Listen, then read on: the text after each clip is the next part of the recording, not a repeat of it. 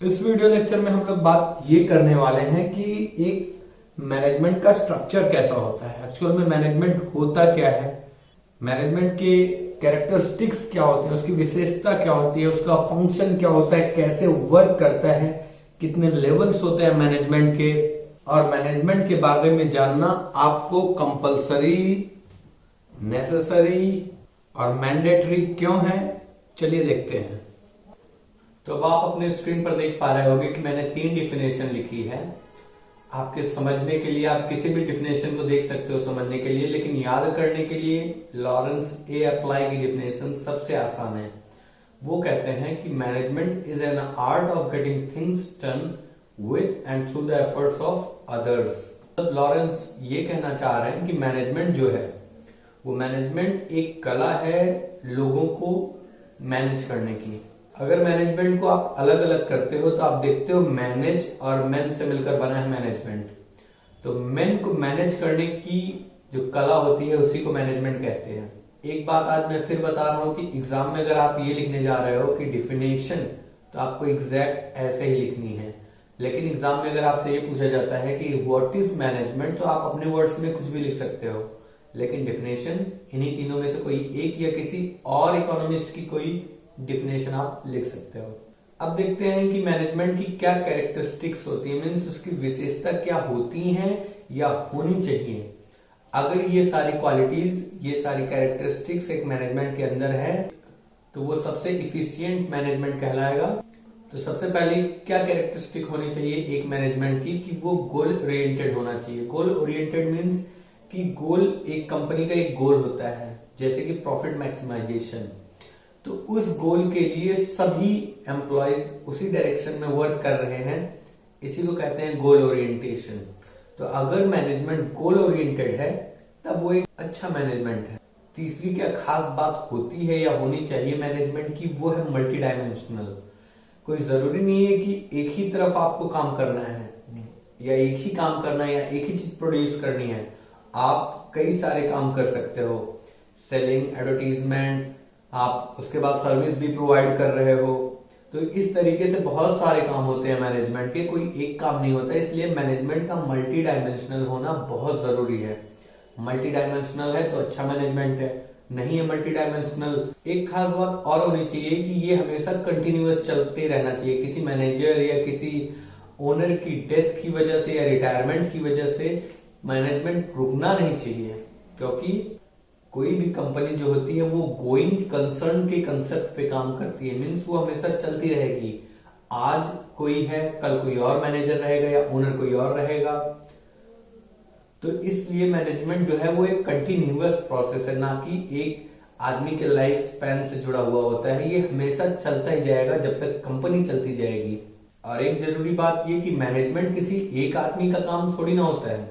Management में बहुत सारे लोग मिलकर काम करते हैं, तो ये एक ग्रुप एक्टिविटी भी होती है। तो इसका मतलब कि सभी लोग मिल करके, कई लोग मिल करके एक गोल को अचीव करने के लिए अलग अलग काम कर रहे हो, अलग अलग डिपार्टमेंट में, ग्रुप वाइज या डिपार्टमेंट वाइज। मैनेजमेंट का जो फंक्शन होता है वो डायनेमिक होता है, कभी भी वो सेम फंक्शन नहीं करता है। हर जगह अलग अलग जगह, अलग अलग जरूरत, अलग अलग जरूरत, अलग अलग नियम। तो जिस तरीके से मैंने एक एग्जाम्पल लिखा हुआ है कि मैकडोनाल्ड्स जो है वो अदर कंट्रीज में उसके रेट हाई हैं, बट इंडिया में उसे सरवाइव करने के लिए अलग अलग छोटे छोटे प्रोडक्ट्स, कुछ 35 रुपए के, कुछ 50 रुपए के, 100 रुपए के प्रोडक्ट्स उसे लॉन्च करने पड़े। तो ऐसा नहीं है कि मैनेजमेंट जो है वो हर जगह सेम काम करेगा, जैसी जरूरत रहेगी उसी हिसाब से उसका फंक्शन चेंज हो जाएगा। इसलिए हम कहते हैं कि management is a dynamic process. It possesses an intangible force. अब आप सोचोगे इंटेंजिबल फोर्स क्या है? इंटेंजिबल मतलब जो चीज दिखाई नहीं देती, फोर्स मतलब बल। तो ऐसी ताकत जो कि दिखाई नहीं दे रही है वो मैनेजमेंट में होती है। कैसे? कि जैसे कि कोई एक आदमी, अगर आप किसी को वर्क फ्रॉम होम दे दो, मतलब आप घर जाके काम करो कंप्यूटर पे अपने, तो वो उतनी तरीके से उतने घंटे में, 8 घंटे में उतना काम नहीं करेगा जितना कि वो काम ऑफिस में आकर के करेगा, मैनेजमेंट में आके, मैनेजमेंट के अंदर रह कर करेगा। उतना कोई भी इंसान घर में रहकर उसी टाइम ड्यूरेशन में वो काम कंप्लीट नहीं कर सकता है।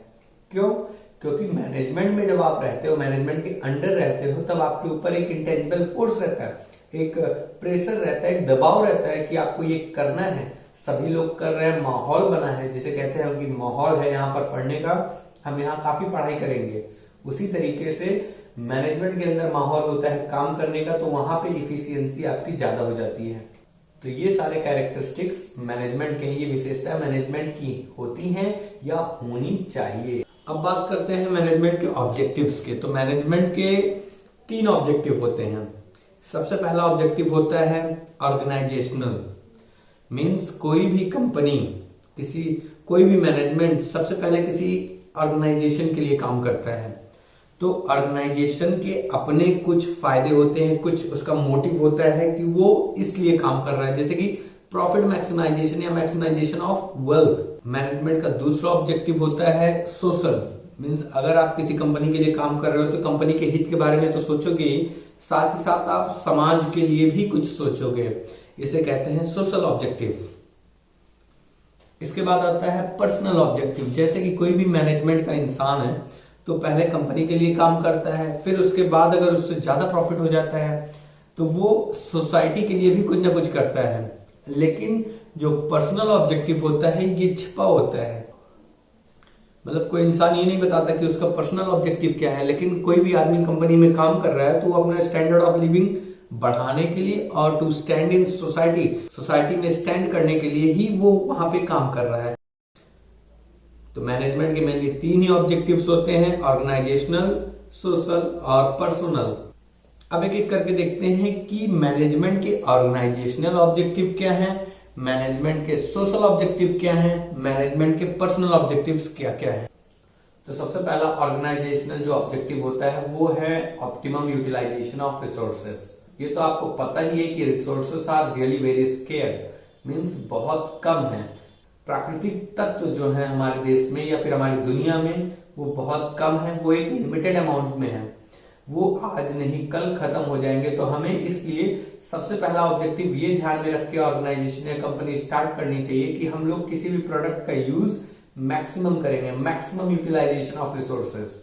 दूसरा ऑर्गेनाइजेशनल जो होता है ऑब्जेक्टिव वो ये होता है कि प्रोडक्शन ज्यादा से ज्यादा बढ़ाना। प्रोडक्शन कब बढ़ता है? जब डिमांड होती है, मीन्स अगर आपको आपके प्रोडक्ट की डिमांड है मार्केट में तो आप प्रोडक्शन बढ़ाओगे ही बढ़ाओगे। तो मेन आपका फंक्शन प्रोडक्शन बढ़ाने पे होना चाहिए। साथ ही साथ आपका ये भी ध्यान होना चाहिए कि आप अपने प्रोडक्ट्स को डेवलप करें, मीन्स जैसे कोई ऑपरेटिंग सिस्टम होता है विंडोज 7, फिर वो अपडेट आता है विंडोज 8, विंडोज 10, उसी तरीके से आपका जो प्रोडक्ट है उसको भी आप डेवलप करो, धीरे धीरे उसमें नई नई क्वालिटी, नए नए फीचर्स डालो।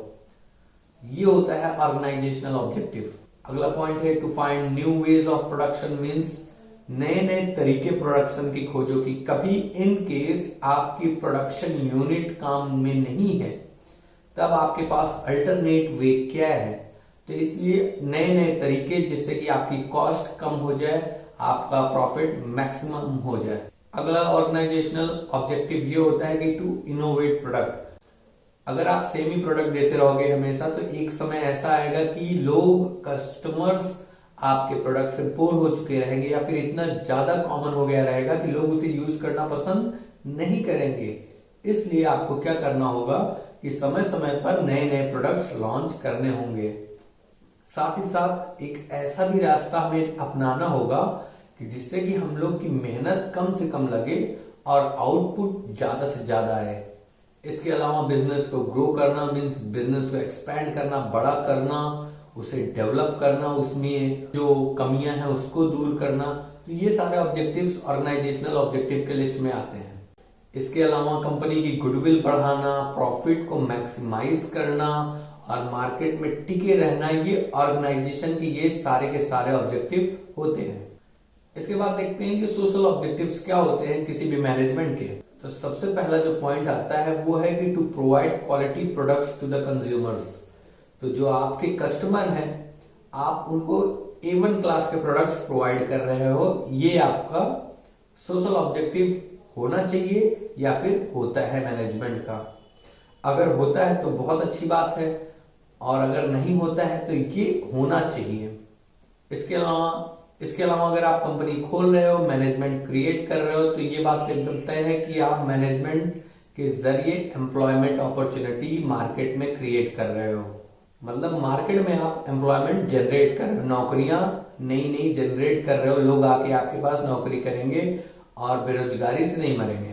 आज में जो भी प्रोडक्ट्स है, जो भी स्केयर प्रोडक्ट्स हैं, उसका मैक्सिमम यूटिलाइजेशन हो। उसके साथ साथ सोशल ऑब्जेक्टिव में ये भी आता है कि पॉल्यूशन कैसे कम से कम किया जाए। ये ऑब्जेक्टिव एकदम हर मैनेजमेंट को फॉलो करना ही चाहिए। किसी मैनेजमेंट में अगर ये नहीं है तो उसे जरूर इंप्लीमेंट करना चाहिए, जिससे कि पॉल्यूशन पे रोकथाम लगाई जा सके। और अगर आप गवर्नमेंट को टैक्स पे कर रहे हो ईमानदारी से, तो एक तरीके से वो पैसा आपके ही सोसाइटी में, आपके ही समाज में जाके दोबारा री इन्वेस्ट होगा और आपकी सोसाइटी बेहतर होगी। तो अगर आप गवर्नमेंट को टैक्स प्रोवाइड कर रहे हैं ऑनेस्टी से, तब आपको उतना ही काफी है आपकी सोसाइटी के लिए, आपका कंट्रीब्यूशन सोसाइटी के लिए उतना ही काफी है। इसके साथ साथ लोगों के बीच में अपना विश्वास बढ़ाना, ये भी एक ऑब्जेक्टिव होता है, सोशल ऑब्जेक्टिव होता है मैनेजमेंट का। पर्सनल ऑब्जेक्टिव क्या होते हैं? पर्सनल ऑब्जेक्टिव ये होता है कि to provide yourself as well as your staff a good working condition. Personal objective ये भी होता है कि अगर आप इनकम करेंगे तो आपका स्टैंडर्ड ऑफ लिविंग बढ़ेगा, साथ ही साथ आपके एम्प्लॉयज का भी स्टैंडर्ड ऑफ लिविंग बढ़ेगा। तो स्टैंडर्ड ऑफ लिविंग जो है ये भी एक पर्सनल ऑब्जेक्टिव होता है। सोसाइटी में स्टैंड करना, एक अच्छी पोजीशन, एक अच्छा रेपुटेशन, अच्छा नेम, अच्छा फेम क्रिएट करना पर्सनल ऑब्जेक्टिव है। साथ ही साथ अपनी सेफ्टी, अपने एम्प्लॉयज की सेफ्टी, अपने वर्कर्स की सेफ्टी इंश्योर करना, ये भी पर्सनल ऑब्जेक्टिव होना ही चाहिए। साथ ही साथ अपने एम्प्लॉयज, वर्कर और खुद को एक अच्छी सैलरी प्रोवाइड करना, ये आपका पर्सनल ऑब्जेक्टिव होना चाहिए। और इसके बाद आपके स्टाफ्स और आपकी खुद की स्किल्स मीन्स काम करने की क्षमता जो है आपकी, वो डेवलप करनी चाहिए डिफरेंट ट्रेनिंग प्रोग्राम्स के जरिए।